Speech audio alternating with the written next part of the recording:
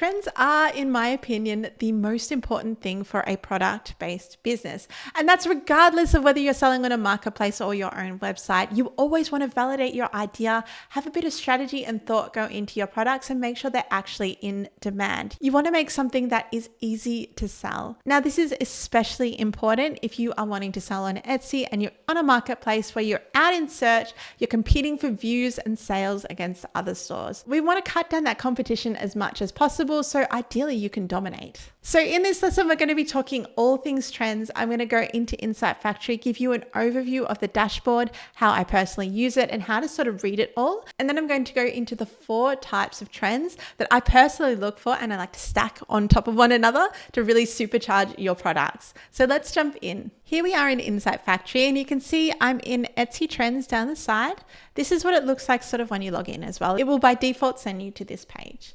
So you can see there are heaps of different categories that are already laid out for us, which is really thoughtful. So if you're new, you might want to sort of start in one of these categories. I personally love to use the search bar though. So I feel like a bit of a detective when I get in there looking for a trend. And what I like to do is start really quite broad, and then I'll dial in the trend and get more information as I go along. So let's jump in with a broad trend. I'm going to use printable wedding. Beautiful. And you can see lots of trends have already popped up, which is awesome. Now there's 3 areas that I really want to draw your attention to when it comes to sort of reading this section.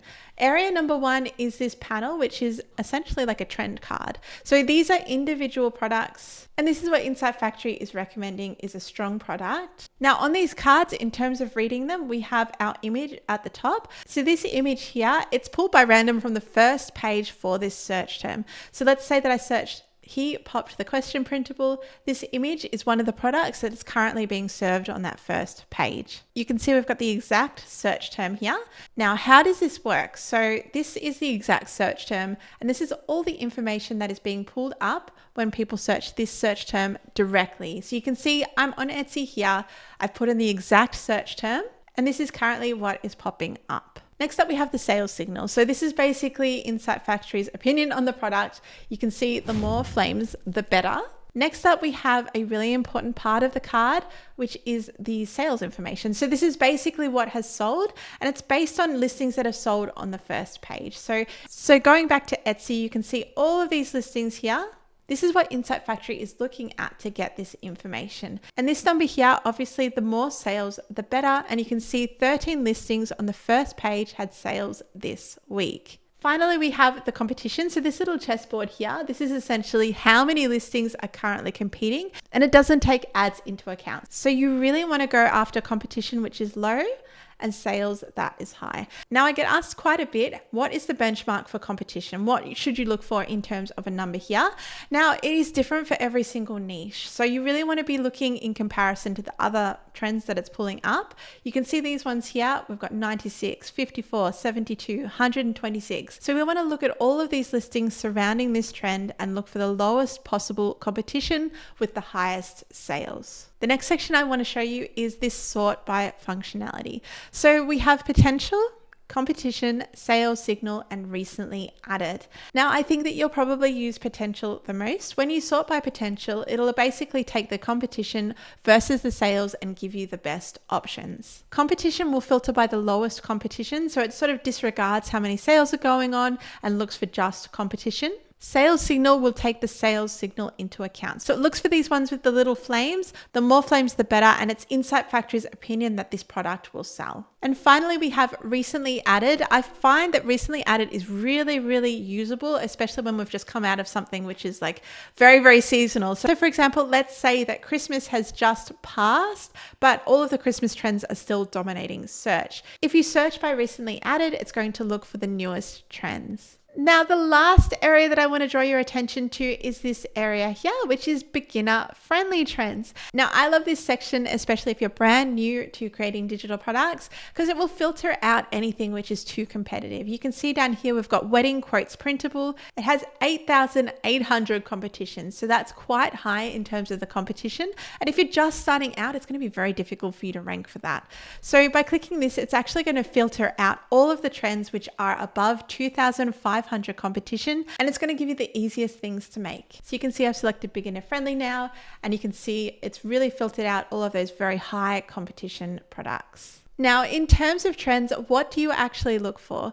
Well, there are 4 different types of trends that I sort of keep an eye out for, and sometimes I like to combine them to get a really strong product. So the 4 types of trends are product, theme, seasonal, and structural. So product trends are probably the one that people are most familiar with, and it's essentially just a product. So you can see if we were to look for a product trend here, printable stickers for wedding bands would be a great example of that. It's a very specific product, but it is a product. Another example would be Let Love Glow wedding printable sign, printable name tags for wedding, printable wedding certificate of marriage. So these are all specific products. Next up are theme trends. Now, theme trends are essentially the style that you want to look for. So for example, in the wedding niche, it would be like a eucalyptus themed wedding invitation, or for example, colors are great theme trends as well. So if we scroll down here, you can see rose gold wedding shower printable activities. This here is what I would call a theme trend.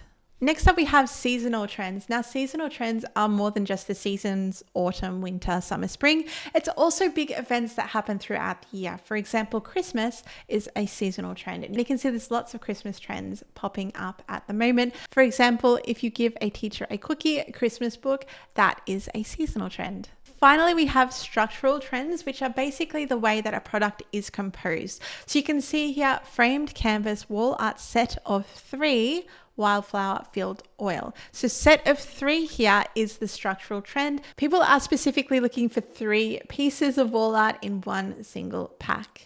As I mentioned, I really like to create a supercharged trend by combining different types of trends into one product. For example, I'll find a really great low competition, high sales product trend, and I'll combine it with a theme trend or a seasonal trend or a structural trend. I find that it brings you a lot more traffic out in search because you're ranking for multiple trends then. Now, I wanted to show you this in action with my Dragonfly collection that I created for my junk journal store. So you can see this bundle here has done exceptionally well. It's made 141 sales, and it's really outperformed most of my other bundles. You can see here it's made a lot of sales compared to all of the other ones. For example, this one over here, I just made it because I wanted to. It wasn't based on a trend or anything.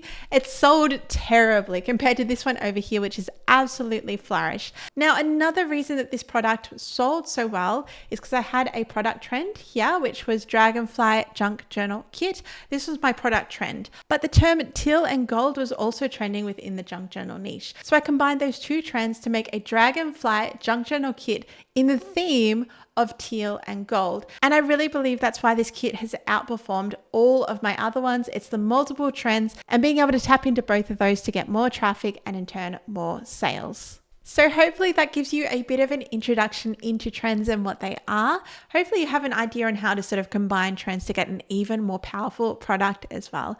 I absolutely love sitting down with a coffee, no idea what I'm going to make, and just sort of hunting for trends and figuring out what I want to create. I find that my best products have always come from this as well, because at the end of the day, the market always knows best. Thank you for watching, and I will see you guys in the next lesson.